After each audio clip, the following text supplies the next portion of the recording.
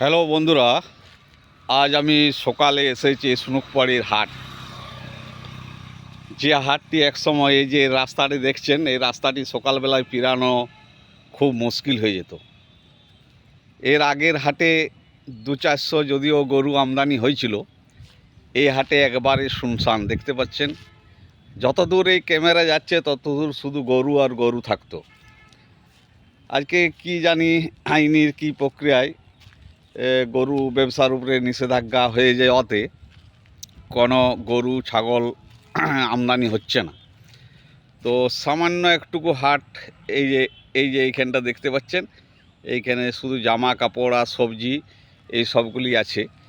আর এই যে চত্বরটা দেখছেন, এই চত্বরটা ছিল শুধু গরু আর গরু, হাজার হাজার হাজার হাজার, এটা পুরা গরুতে মাটি দেখতে পেতেন না, এমন একটা পরিস্থিতি এই হাটটা ছিল, পশু হাট। তো আজকে খুবই খারাপ লাগছে দেখে, জানি না কখন আবার স্বাভাবিক হবে। আশা করি নিশ্চয়ই স্বাভাবিক হবে, স্বাভাবিক না হওয়ার কারণ নেই। তো দেখতে পাচ্ছেন এটা একবারেই মানে কি বলবো, গরু বাছুরে গিজগিজ গিজগিজ করতো। আজকে একটিও গরু নেই এই হাটে। আর এই যে মেন রাস্তাটি, এই যে পিচ রাস্তাটা, এটা সকালে আমি যখন দোকান আসতাম মোটর সাইকেল নিয়ে পেরানো খুব মুশকিল হয়ে যেত। আর আজকে আপনারা দেখতে পাচ্ছেন কি অবস্থা, একবারে শুনশান, একবারে শুনশান। কোনো একটাও গরু আমদানি না, একটাও। এর আগের হাটটায় যদিও 200-100 গরু দেখা যাচ্ছিল, তো সে হাটে ভিডিও করার মতন সময় পাইনি। আজকে একটু সময় পেলাম, ভিডিওটা করলাম।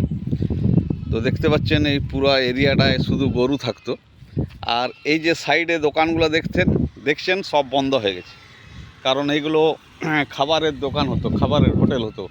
যারা পাইকার টাইকার আসতো তারা এগুলো খাবারের দোকান করতো। এগুলো একটাও চালু নেই আজকে সোমবারে। তো অনেক মানুষের রুজি রোজগারের পথ এটা, সেই পথটা হঠাৎ করে বন্ধ হয়ে গেল। আশা করি আরও পরে স্বাভাবিক হয়ে যাবে, দেখা যাক কতদূর কী হয়। নতুন সরকার এসছেন, একটু অনেক রকম বাধ্যবাধকতার মধ্যে দিয়েই চলতে হবে। তো খুবই খারাপ লাগছে আজকে সুনুকপাড়ির হাটটা দেখে, যে হাটে এত লোকজন এত গমগম করছে, এই কয়েকটা কাপড় জামা হেরিফেরি বসেছে। তো এইভাবে হাটটা যদি চলতে থাকে আশা করি হাট একটা সময় বন্ধ হয়ে যেতে পারে।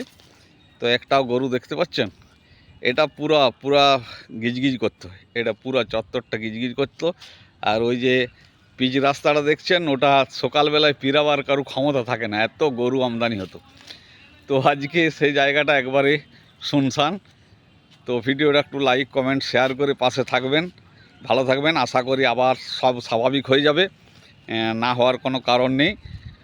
অনেক রকম আইনি প্রক্রিয়া আছে, নিশ্চয়ই একটা পথ খুঁজবেন, আবার সব ঠিক হয়ে যাবে। ভালো থাকবেন সবাই, সুস্থ থাকবেন সবাই, বাই বাই।